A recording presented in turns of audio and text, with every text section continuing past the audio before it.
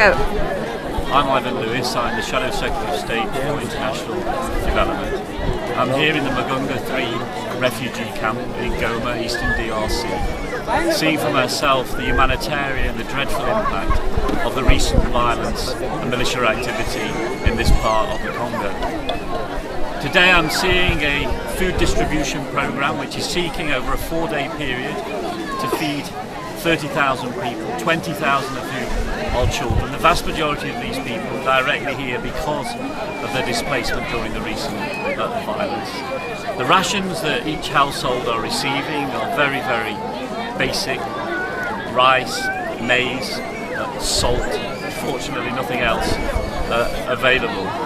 And you can see the sense of anxiety and insecurity that people here feel waiting for food, the basic ability to simply survive, to get your children through the day, maybe with one meal a day if you look at the actual amount of rations that are being provided.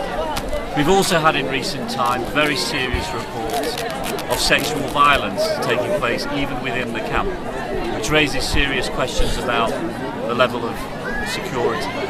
So when people talk from Britain, the international community, about the age-old conflict in the east of DRC, it's often presented in terms of statistics or historic wars between different countries and different militia groups.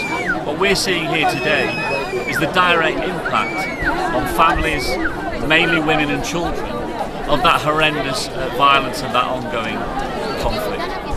And of course, being here today coincides with the launch in the United Kingdom of a groundbreaking campaign, the IF campaign, where British non-governmental organisations have come together to say we can make hunger in our world history if we're willing to do the right things.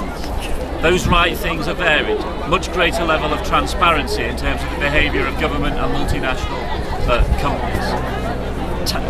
Getting tough on tax dodging, land rights, agricultural reform. All of those issues would really enable us to end hunger in the 21st century in our world. So we picked the right day in some ways to be here, to see for ourselves what it's like actually to survive on very, very meagre rations. The international community, the World Food Programme, perhaps doing its best.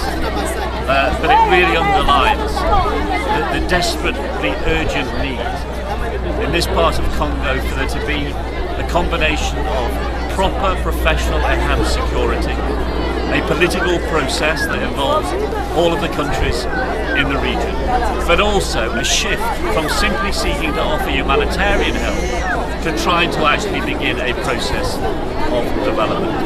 The issues are complex, the history tragic, but what a visit like this underlines is the responsibility that we have to take decisive action which can lead to a better quality of life for the people here who over many, many years have only known fear and insecurity, have had to flee from one community to another. That cannot be right.